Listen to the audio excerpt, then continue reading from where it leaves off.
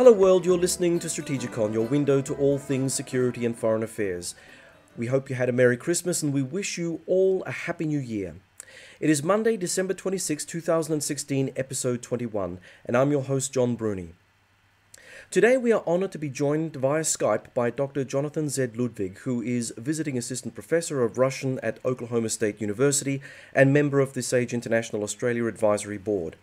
Dr. Ludwig was formerly with Rice University, Houston, Texas, as Senior Lecturer of Russian, Faculty and Asian Studies member, Faculty Senate member, and on the Examinations and Standings Committee.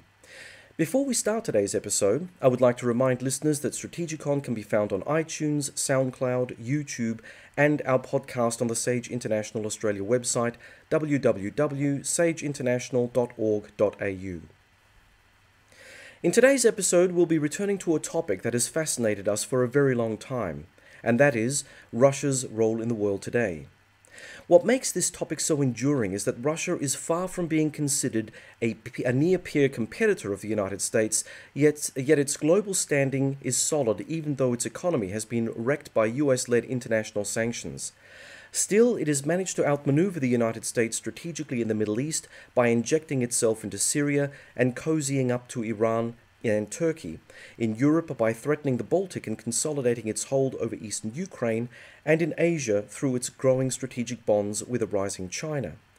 And now, with investigations underway in the United States over Russia's role in helping Donald Trump win the US presidency, Moscow seems in many ways more powerful and certainly bolder than the old Soviet Union.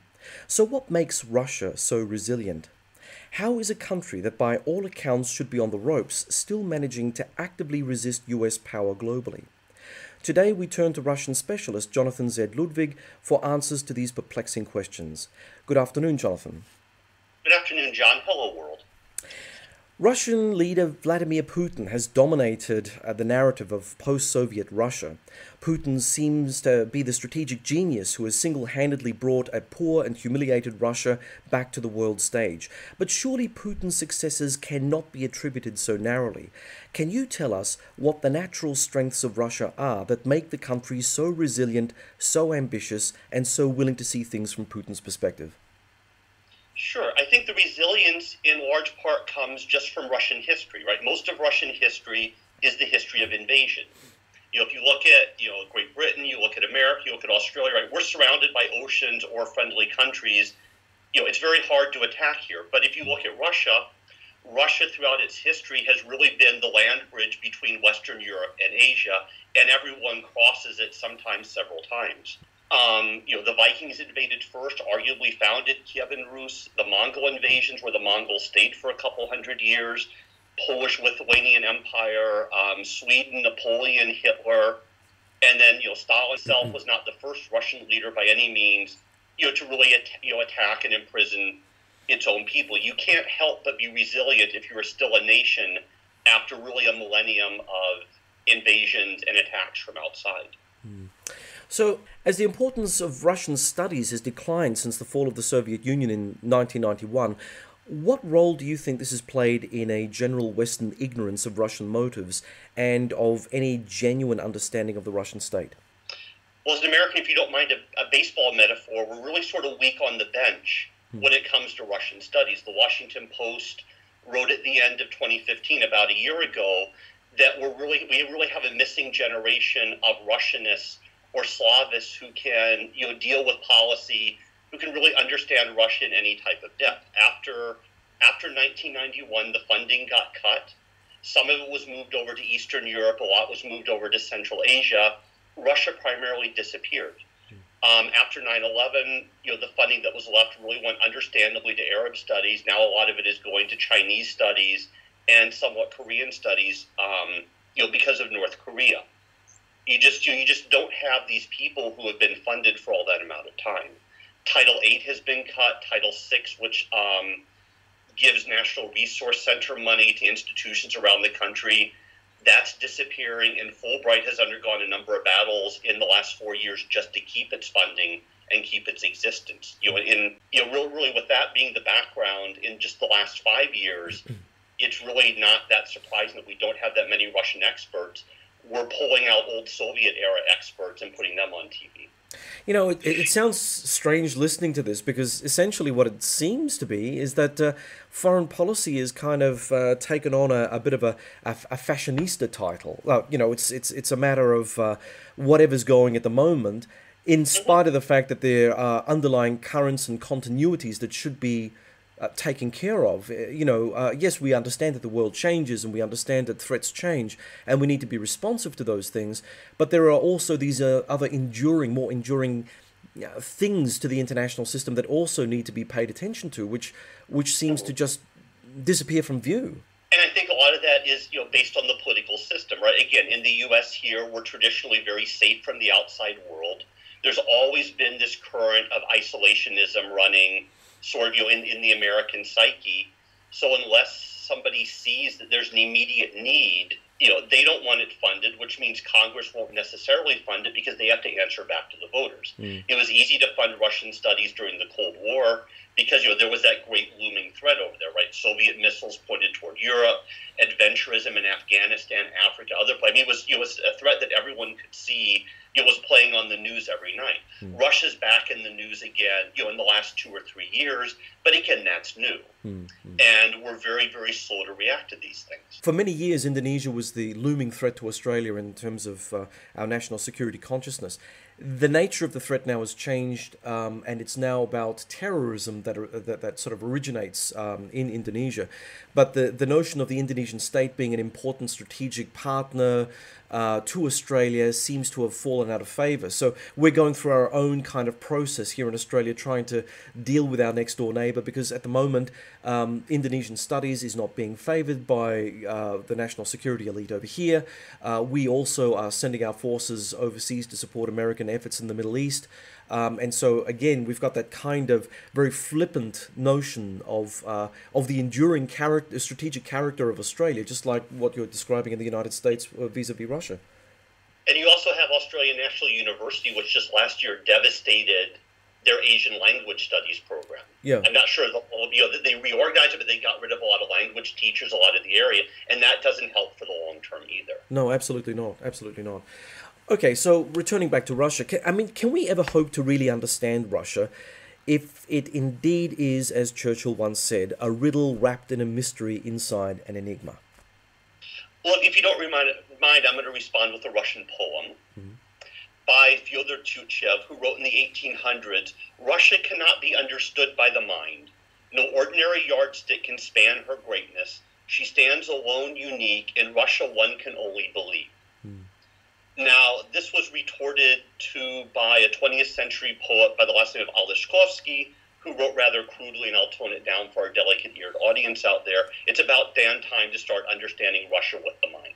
And I think a lot of this is, right, how do you understand the Anglosphere? You understand the Anglosphere through the political system, right? When America was founded, everything that came out that sort of describes how what you were traditionally means to be an American came out in those political debates. We can debate today, and that's the subject of a completely different discussion, how well it's followed, but everything is in the political discourse. This is where those debates originally take place. This doesn't happen in Russia, right? There are no free, open political debates in Russia. There never really have been, outside of some democratic constituent assemblies that were elected back in ancient Novgorod, which is the place where they had sort of a traditional democracy, right?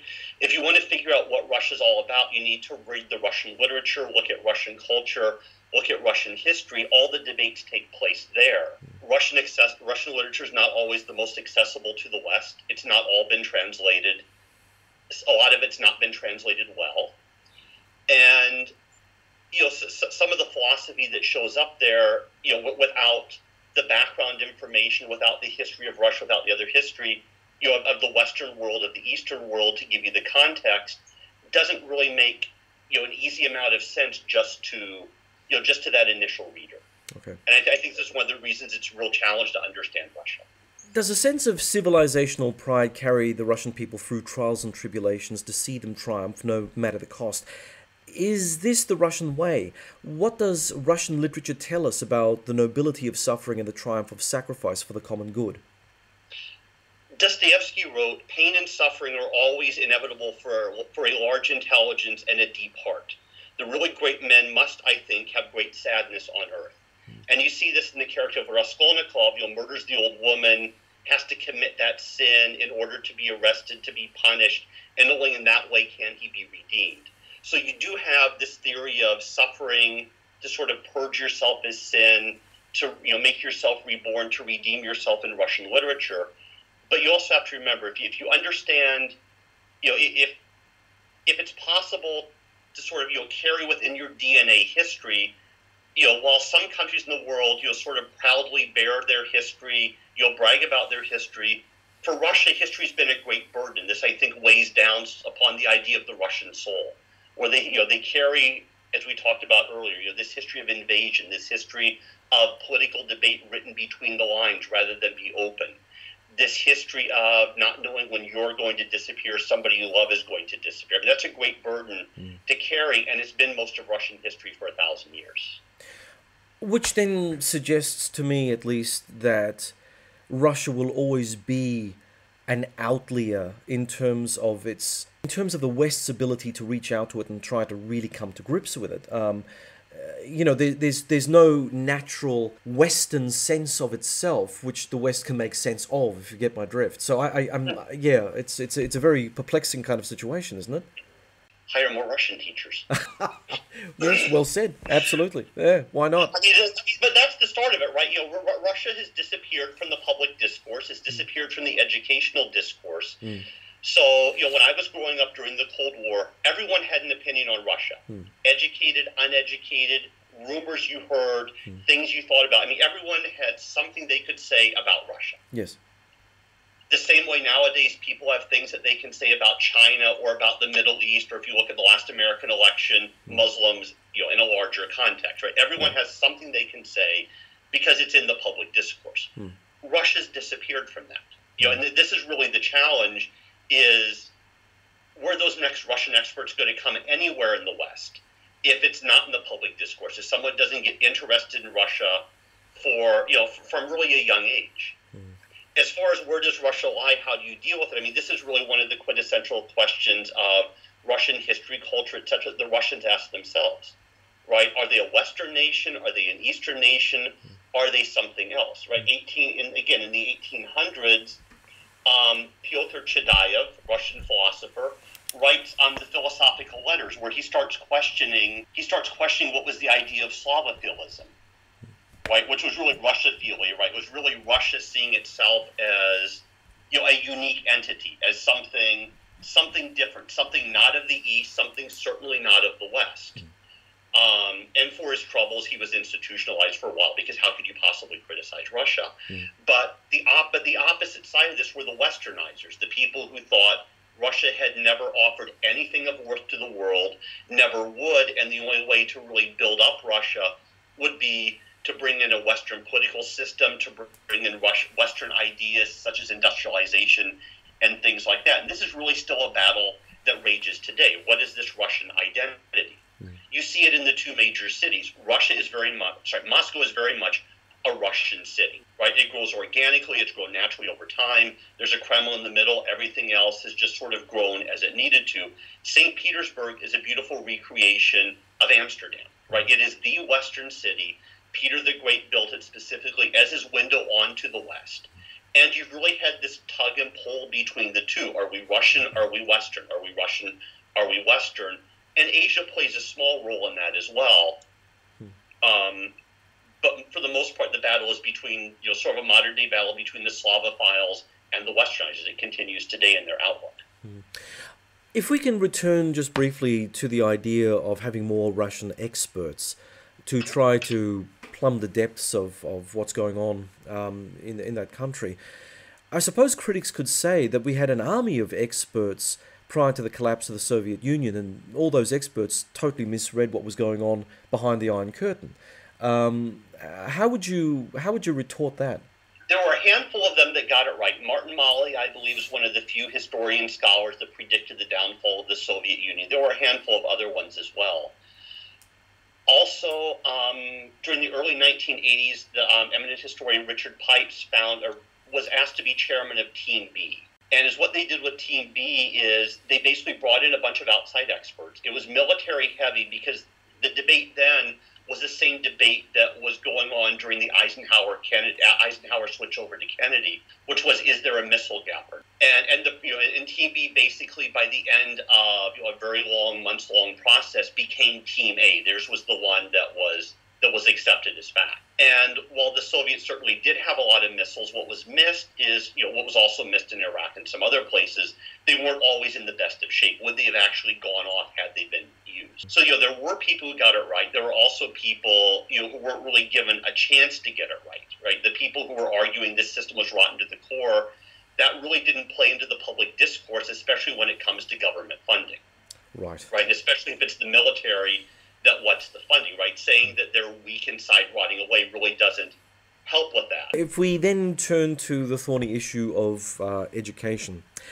In terms of education, while we can deride the West for its almost willing disregard of knowledge that comes from active engagement and hard work, is this the case in Russia?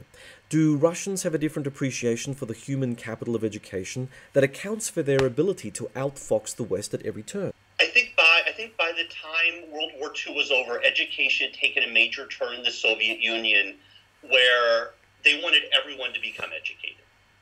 Right? So they started under the communists initially, right?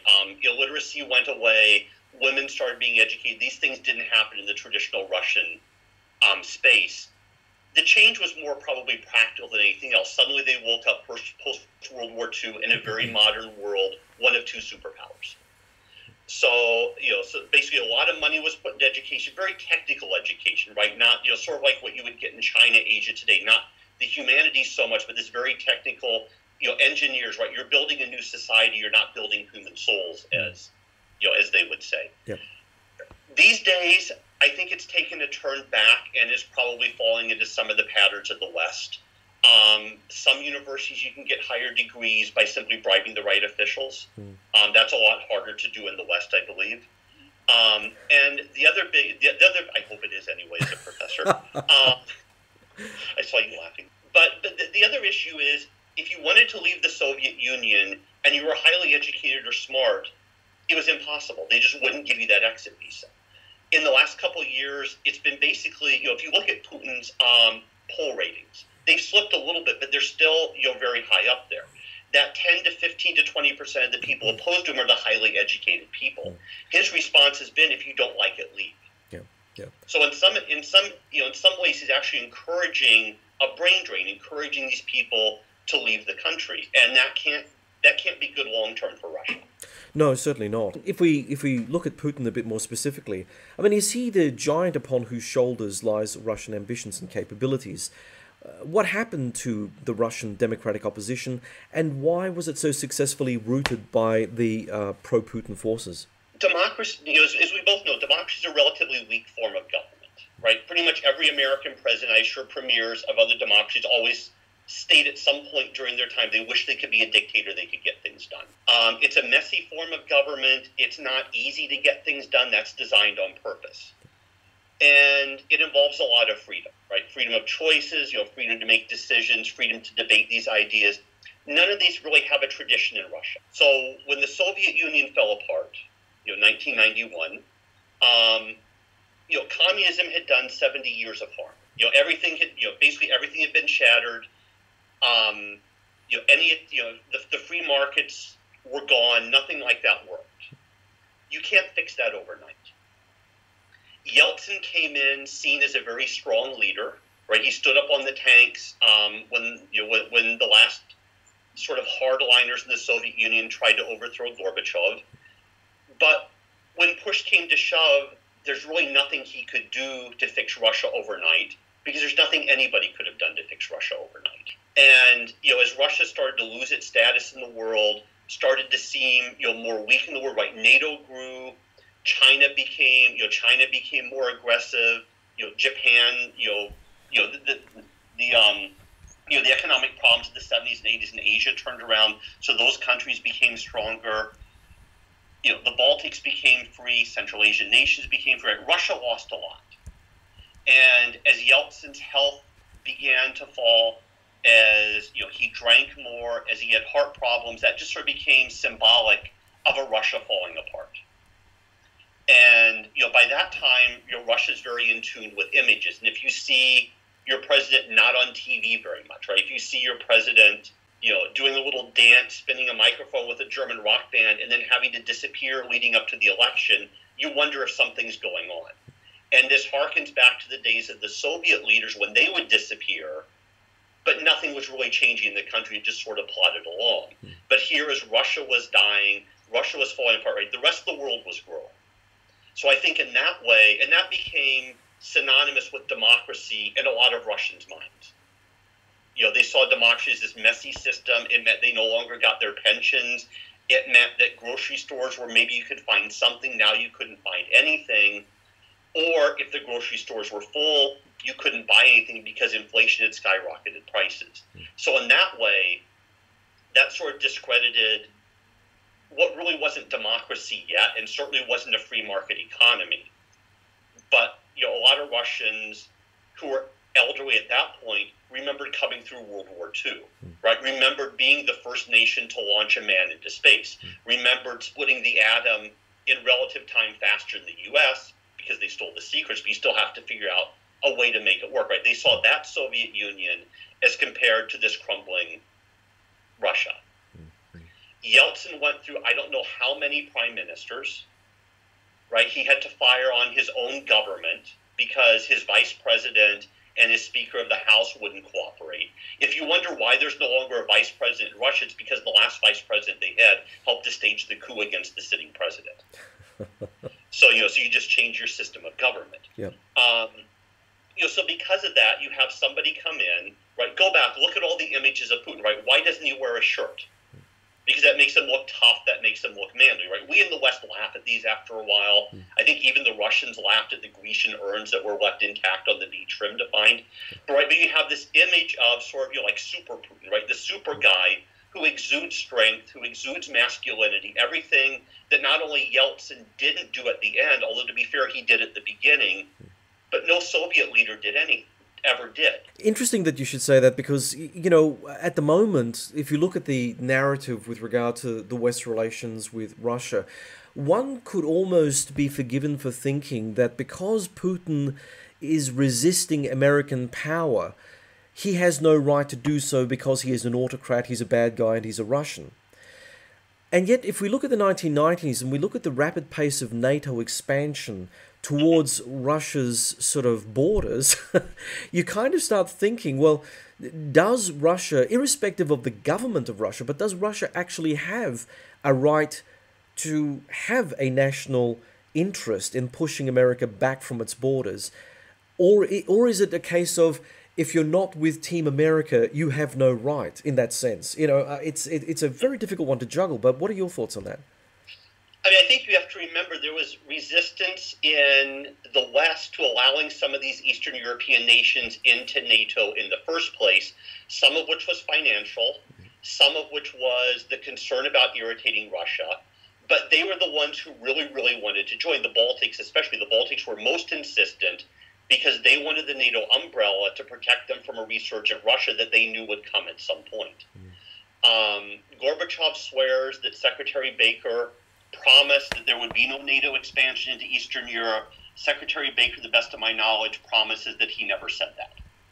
So even there, two people who talk regularly can't agree on what was actually done or said. But I'm saying, I remember, those were my grad school years here, following, a great amount of debate on, do we expand at all? Do we let them in? At what level? If memory serves, we actually had to sell Bulgaria the 5 planes that they had to have to sort of get into NATO. So once the decision was made, then we tried to let everybody in, just to really, and from Western Europe's point of view, is probably the trigger buffer zone to Western Europe. Are we actually seeing a resurgent Russia, though, Jonathan? I mean, you made mention about that just a moment ago. I mean, are we seeing that happening before our eyes? I'm not sure if they're resurgent in the way of getting stronger. I'm more of the opinion they're resurgent because they're doing it from a form of weakness, right? The Soviet Union, for better or for worse, and I'm running the risk of sounding like a liberal here, and that will disappoint some of my fans, but offered a different system. A system that in retrospect nobody uses anymore, except maybe North Korea. They offered a different way of life. Russia offers none of that, really. Putin's Putin really seems to be trying to upset the world order rather than trying to create a new world order. And I think that's really the difference between, the 50s and the 60s, a little bit in the 70s, and today. The Soviet Union was trying to create a world order under their umbrella, and the world was fairly divided at that time. And nowadays, Putin is saying, I don't have the strength to do this. Nobody really wants to follow us. Let me see what I can do to mess other things up. And right now, he's doing it to the U.S., but he's doing it to the U.S. and the Western order in places like Syria, which is doing them even more harm. Which raises another question. Is Russia now a force for global instability? And how do you think the investigations that are currently taking place within the United States as with regard to Russia's role in electing Donald Trump as president-elect, how do you think that this is going to all play out? Do you think that this will show a fundamental kick to the US system, which will destabilize democracy as we know it? Or do you think this was just a foolish thing done in a fit of rage and it'll all blow over and everything will be okay in the end? I mean, this is something that I think Russia under Putin has been building toward. They have a dedicated building, at least in St. Petersburg. There's probably one in Moscow, whose job is basically to get online, and anytime there's an article about Putin or Russia, to basically refute it, go after these people, attack them, basically to serve as official government trolls. Right. So in some ways, I think, sending out the fake news, leaking the information out, is sort of maybe like, the high point of that. Now, where it goes from here is anybody's guess.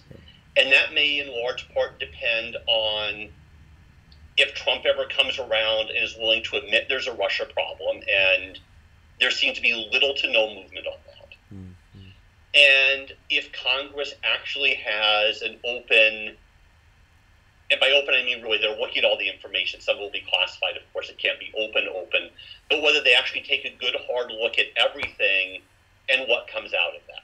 I think that the incoming Trump administration wants it buried in set committees already, because I believe they think that some of the chairs of those committees are their supporters, so they won't let a lot of harmful information out. John McCain, Lindsey Graham have really been the two Republican senators on the forefront of this. What a special committee. Mm-hmm. And I don't know if that would take sort of be similar to Iran-Contra. It was very open, where you had lawyers from both sides looking at things, or if it would be a joint House-Senate committee that would largely meet behind closed doors because of the security aspects of it. That remains to be seen, and it really depends on what the Senate and House decide to do first. With Inauguration Day coming up, I'm curious as to what you think Trump's future is going to be with this Russian cloud hanging over his head. Do you think it is likely that he will be impeached? Do you think that this is going to fundamentally destabilize his ambition to be president of the United States? Unless there are I don't think he'd be impeached over this. I think unless there are some clear ties between the Trump campaign and Russia to coordinate this, Russia could do whatever it wants in an election, the way China has before. But unless they actually specifically gave money that he knew about or somehow coordinated it, it probably isn't an impeachable offense. And as far as I understand in my limited constitutional non-law school knowledge, you can only be impeached for things that you do while you're president. Right. So I don't think that could play with that. But what happens later, who knows? If he has administrative officials who, it turns out, still have economic ties to Russia, if his Secretary of State still has economic ties, Secretary of State designate still has economic ties, this could change the ballgame. Yeah. But you also have to remember, Republicans control the House by a large margin, the Senate by a narrow margin, and unless you have enough Republicans turning against him, more likely because popular opinion would affect their election campaigns, I'm not sure they would go through that. Because you could almost see the Democrats grinning with glee and dragging it out, simply hoping to hurt the Republicans. Now, on the upside, I think Congress on both sides would rather deal with a President Pence, who knows Congress, who, although very conservative, understands the government does have some role and understands how government fundamentally works, which I don't think Trump knows any of that. I could continue, but very quickly, but I'm not sure he does right now. Yep. Okay, so Jonathan, what does your knowledge of Russian history and literature suggest will be the fate of Russia as an increasingly important global power? I mean, history would say it's always going to be a major player, but it's almost always going to be a major player from a point of weakness, right? They can survive. I mean, if you look at, resilience, they kept the Mir space station up longer than anybody thought they could. Yeah. They keep a lot of things going on. So, I mean, they're a country that always hangs on. They're a country that is both blessed and cursed with a lot of natural resources. Very little way to get them out. If the climate continues to warm substantially, the former permafrost that kept them locked away will melt enough they'll have access to them, but they don't necessarily have the infrastructure to get them out. The danger, of course, on the other end of that is if it starts flooding the market, the prices go down. Russia right now is being hurt very much by the low price of oil. And one of the things that keeps it low is apparently the largest U.S. depository of oil about 20 miles south of me here. All these could very effectively keep Russia weak, both intentionally and unintentionally by outside powers. I think traditionally, the West has been fairly strong, I think, because they're democratic systems, because they're able to take the best of their people out of either some form of duty or some form of love of country. If you have autocratic systems where people are doing it out of fear, it's a lot harder. You can motivate people to work, but how hard are they going to work? I mean, I think all this comes into play. We could try to be optimistic about Russia. I think the world did make a good faith effort to be optimistic about Russia after 1991. In some ways, the West didn't always treat it well, right? They toyed with Russia. Are you going to be allowed to be in NATO or are you not? Are you going to be allowed to be in the EU or are you not? The way it's played out now, it's probably better they aren't in either. Putin's even come out and said, if I were in NATO, I'd be just trying to slow things down. But, Russia also has to decide what role it wants to play in the world. Does it want to play a positive role? Does it want to work well with its neighbors? Or does it simply want to be what it seems to be under Putin right now, which is just trying to dissemble and mess up the world order? Obviously, there would be advantage for Russia to reach out and make a play for peace with Japan over the Kuril Island dispute. And we see that the latest outreach has been, well, can we say less than successful? In spite of starting off with a bit of an optimistic bent. But Russian relations with China and Russian relations with India are interesting insofar as that Russia is happy to supply both with weapons, and you kind of think that with the narrative going the way that it has been, that Russia and China are really the sure bet in terms of forging some form of strategic accommodation. And yet China really, in the long game, is the biggest threat that Russia really faces, even more so than the United States in many instances, because you've got an underpopulated Siberia, the area of Vladivostok. I mean, all that area is essentially open space to be exploited by a much more populous and much more ambitious China to the south. So, and China could essentially walk in tomorrow, and I think the only thing keeping them from doing that would be the court of public opinion would be highly negative. Yeah. So instead, they're doing it by simply building factories across the border, sort of creeping in deeper and deeper that way. So actually, the idea of having good neighborly relations for Russia doesn't seem to be real, leaving Russia the only other option, and that is to play the spoiling role to ensure that there is no order being stacked against it. So playing the spoiling role is going to be its foreign policy for the foreseeable future, don't you think? It is, but it's also hard to have a good neighborly policy with somebody like Japan when you've invaded Georgia, when you've invaded Crimea, True. when you're causing trouble in Syria. Then how can you expect a country, kind of with a democratic tradition, in the modern age like Japan, to then turn around and suddenly trust Putin when he's shown himself to be so untrustworthy? So finally, Jonathan, how do you see the recent assassination of Russian ambassador to Turkey, Andrei Karlov, and what impact do you think this is going to have on the Russian-led peace talks over Syria? I mean, that's a tough question because it could go two ways. It could cause, a breakdown in Russian-Turkish relations, which have been on the upswing largely because the president of Turkey is, to be fair to him, a little fed up with Europe, a little fed up with this dragging out, are we going to let you in the EU or not? I think he's interested in creating sort of a strongman club. So that, so in that way Putin interests him. It could also drive Turkey and Russia closer together, assuming they finally figure out exactly where this gunman came from, what the links are. One report had him as someone who had been on Erdogan's presidential bodyguard detail, which would be interesting. They tried to blame it initially on the Gulen movement because that's sort of the, either the Kurds or they're the ones who always get blamed for anything or everything. It could push them together in an effort to go after other people, they don't like in both countries.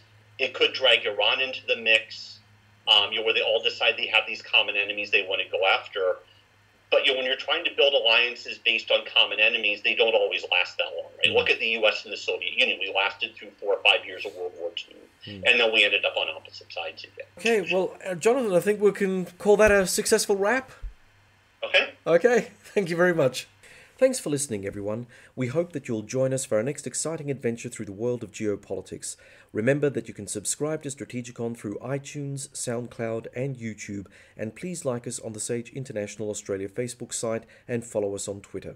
We're always looking to pass on the most interesting information on international relations and security to our social media followers. And until next time, goodbye.